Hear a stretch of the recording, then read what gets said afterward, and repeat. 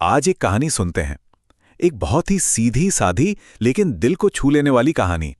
ये कहानी है ललित की और उसके प्यारे से खुशियों वाले बाग की। पता है, इस कहानी की शुरुआत ही एक बड़े ही मासूम से सवाल से होती है। जीवन से जुड़ी कहानी सुनाऊं?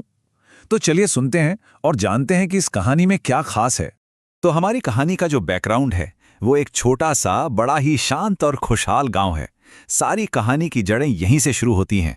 जरा सोचिए, एक ऐसी जगह जहां हर कोई एक दूसरे को जानता हो, गलियों में बच्चों के खेलने की आवाजें गूंजती हों। मतलब सब एक बड़े परिवार की तरह ही रहते थे। और इसी प्यारे से गांव में रहता था हमारी कहानी का हीरो, एक लड़का जिसका नाम था ललित। अब ललित की जिंदगी कैसी थी?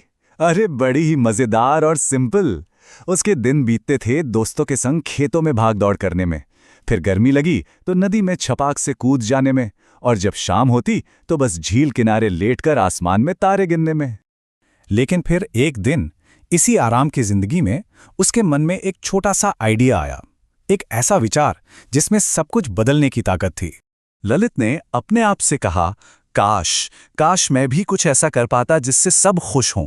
ये सिर्फ एक ख्याल नहीं था, बल्कि अपने आसपास के लोगों के लिए कुछ अच्छा करने की, उनके चेहरों पर मुस्कान लाने की एक सच्ची ख्वाहिश थी।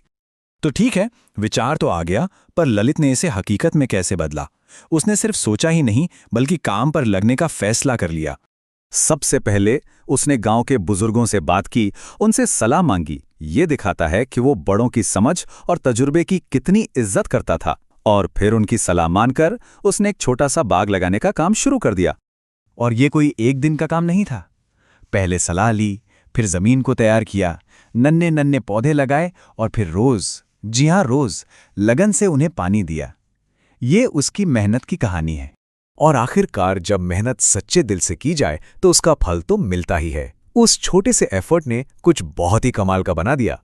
देखते ही देखते वो जमीन का छोटा सा टुकड़ा एक हरे भरे खूबसूरत बाग में बदल गया।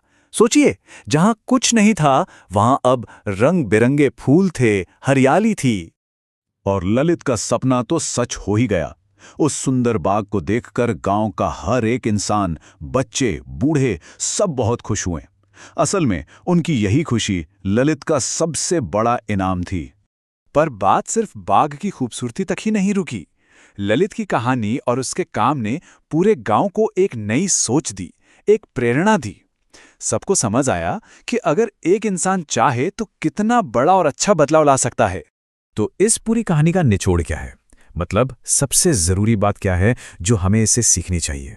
सीख बहुत सीधी सी है कि जिंदगी में खुशियां बांटने से और मेहनत करने से सब कुछ अपने आप सुंदर हो जाता है। ये कितनी गहरी और सच्ची बात है ना? जब हम दूसरों के लिए कुछ करते हैं तो उसका नतीजा हमेशा खूबसूरत ही होता है। और कहानी के आखिर में ये एक और प्यारा सा सवाल और सुनना है। ये हमें ये सोचने पर मजबूर कर देता है कि शायद ऐसी न जाने कितनी ही अच्छी कहानियां हमारे आसपास हैं, बस हमें उन्हें सुनने और समझने की जरूरत है।